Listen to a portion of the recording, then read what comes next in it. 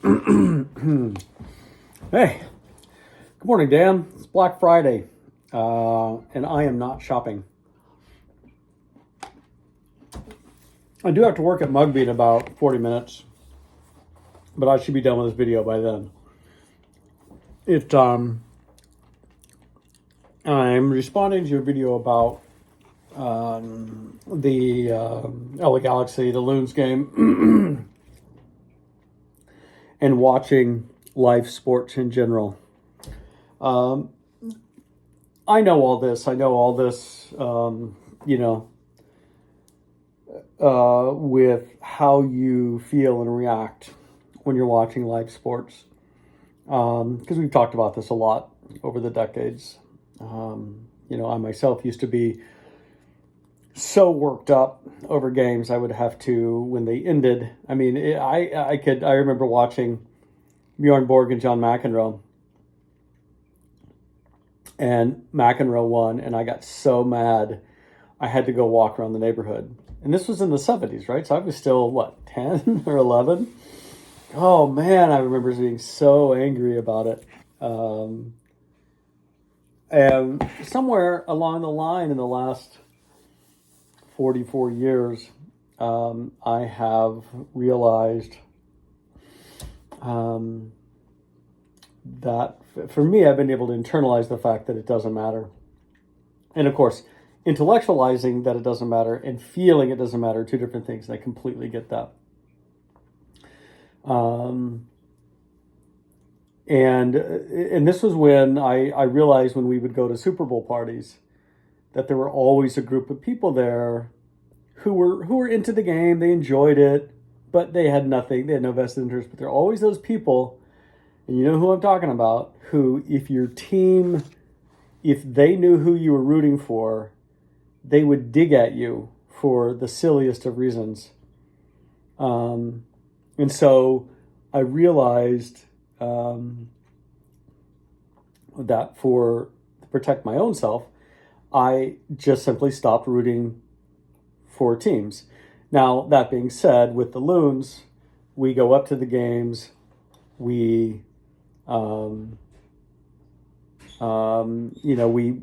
Matt and Jen came over, and Preston was here, and we were all watching, and, of course, rooting for Minnesota. But I think all of us wanted to watch good football, and good football should prevail, right?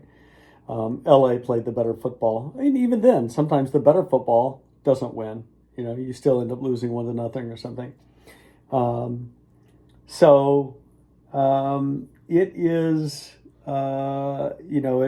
it's interesting. Yesterday we were watching the Lions and the Bears football game, and the Bears bungled their time management on their last drive, which they were well within field goal range, and they would have been able to tie the game and at least go into overtime. And they ended up, they had 30 seconds left when they were going to run this last play. They finally snapped it with 9 seconds to go. They threw an incompletion, but the clock had expired. And not to mention, they threw it to a guy at the 5-yard line who was covered. And even if he had caught it, it wouldn't have mattered because they, clock was hard. Anyway, and even that kind of thing would have gotten me really upset in years past. And for some reason, I've been able to just let it go. I don't think it's maturity. Sometimes I think it's the fatalism that comes with losing a child. Oh, thank you. Is that mail? Yeah, it's all for you. You've got mail. So I just don't worry about it. Somehow, I don't know how. But I did not realize that my texting you would create anxiety for you. I was trying to do it in a funny manner because I didn't actually care. Again, I wanted the Loons to win. I didn't care if they lost. It's just a football game. You've got 32 teams or something, and only one's going to win. And that's why I like the way Premier League does it, where it's much slower unfolding, right, over the entire season to see who is the winner. But Americans, we like our playoffs. So yeah, only one team's going to win. It might be LA, it might be Seattle, it might be Orlando, it might be whoever that other team is in the other conference. And there's really no way of telling the favored team, I think more often than not, doesn't win because it's like in politics, right? I'm sure Clinton was favored. And so that doesn't really mean anything. I think what they should do is they should take a look at all the teams left and they should say, okay, based on all of these things, this team should win. And because of that, we're actually going to pick the second or third place team to actually win it all, because that's more likely what's going to happen. Yeah, I know I cracked myself up. So I won't text you on Saturday night. They play at, I think, 7 p.m. your time, 9 p.m. mine. But Preston's going to come over. I'm going to actually stay up. I have to take a nap, but I'm going to stay up and watch it.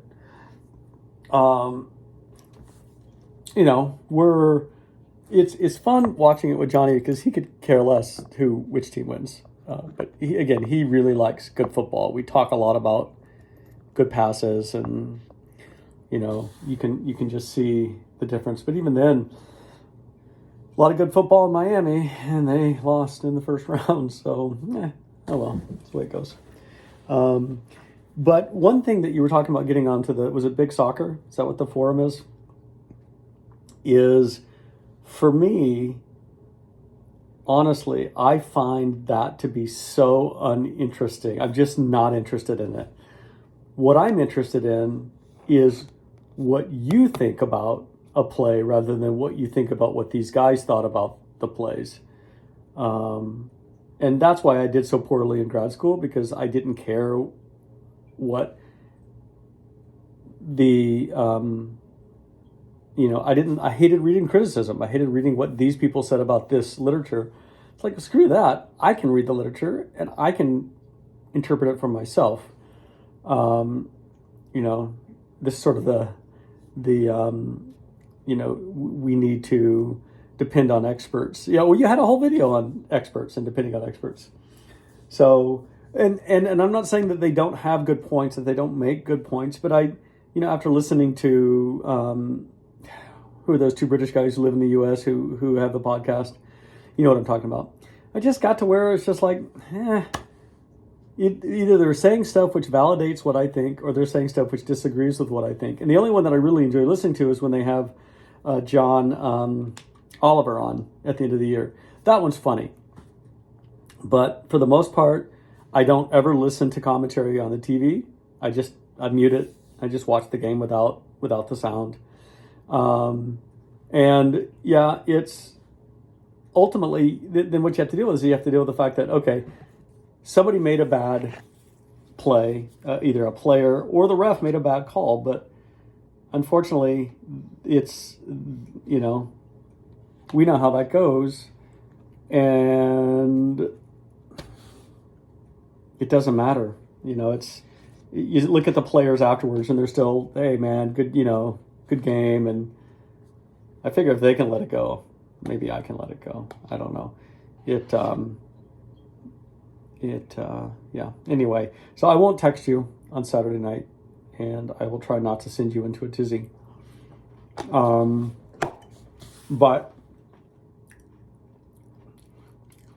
I'm curious, can you watch a game after you know what the score is?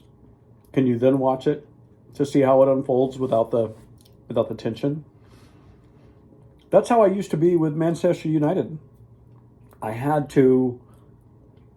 I could barely stand watching even the highlights because I was so invested in them losing, and I'm thinking, who the hell cares? Nobody cares.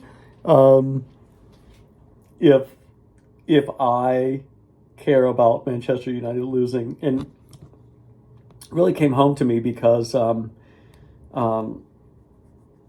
Kay, who swims with our group, tall Kay, who was, partners with Boris when Boris was living here. Kay, she's really a Lions fan, but she really doesn't like Aaron Rodgers. And she and her partner were going to Pittsburgh, and they were going to go to a Jets Steelers game.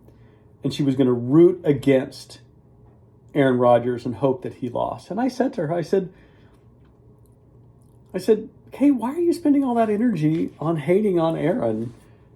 Who cares? Who cares if he wins? Who cares if he loses ultimately? I mean, it certainly doesn't mean anything existentially. It's just a game. It's just a silly game. And no matter how much of a doofus he might be, he still has a mother that would like to see him win. He's got the coach of the Jets. There's, I'm sure, players on the Jets team who, if we knew their stories, we would root for them. And so, I know that you don't like Seattle, but I'm sure there's even Seattle players in the MLS, not Seahawks, but Sounders, who are probably, good guys. And they would like to win, so why shouldn't they get to win? So, anyway, that's my story. Moxie, that's how Moxie feels about it. So that's what you should. You need to channel. You need to channel that. You need to channel that level of concern. WWMD. What would Moxie do? Moxie would just sit there. So anyway, I hope you enjoy your Thanksgiving. Your Cowboys won. I'm sure that makes you feel good. I almost texted you, but I didn't want to freak you out. And they beat Washington the week before. Washington has found finding creative ways to lose. But I'm sure it makes Jerry Jones happy. And if it makes Jerry Jones happy, damn it, it can make me happy. You know what? That's my story. I'm sticking to it. Go enjoy your time with your children, and hopefully you get in the river. Talk to you soon.